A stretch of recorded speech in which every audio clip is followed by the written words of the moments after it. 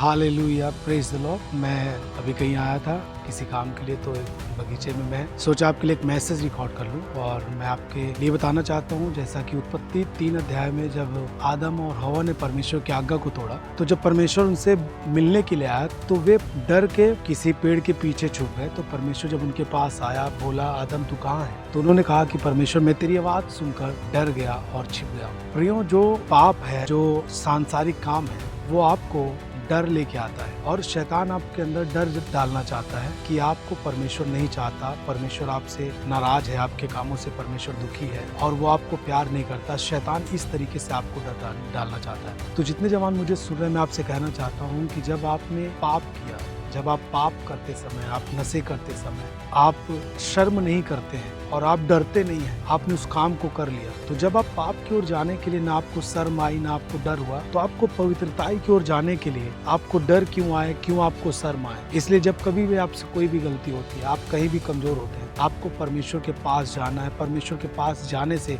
आपको ना डर होना चाहिए, ना आपको शर्म होनी चाहिए, क्योंकि यीशु मसीह ही आपको उससे छुड़ा सकता है। यदि आप अपने काम की वजह से परमेश्वर के पास जाने से डरेंगे और आप शर्माएंगे, तो आप नष्ट हो जाएंगे। मैं आपका स्वागत करता हूं, आप प्रभु के पास आएं। यदि आप मसीह होने के बाद भी आपसे कुछ गलतियां हुई हैं, तो आप प्रभु की ओर जाएं। पाप की ओर जाने से आप नहीं शर्माए और नहीं डरे हैं। इससे अच्छा है आप परमेश्वर की ओर जाएं। आप उसकी ओर जाने के लिए, पवित्रताई की ओर जाने के लिए आपको न शर्म करना है, न फिर आपको डरना है। प्रभु आपके साथ खड़ा है।